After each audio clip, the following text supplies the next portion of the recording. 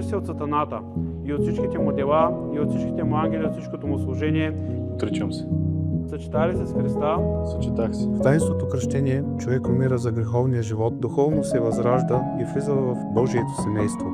Помазва се Божия трап Алекс, в името на Отца и Сина и Светлиго, за изцеление на душата и тялото, за да слуша вярата, за да ходя по стъпките на Твоите заповеди. Кръщава се Божия трап Алекс, в името на Отца и Сина. В кръщението човек се очиства, умива и избавя от греховете си. И Светия Дух.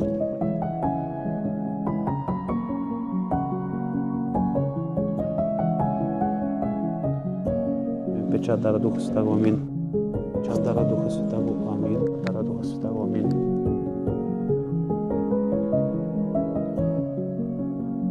Постригва се Божия трап Алекс, в името на Отца.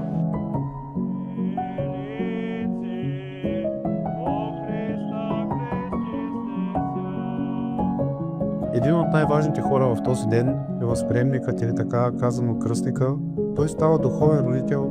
Въвежда се Църквата Божия, Божия трап Алекс.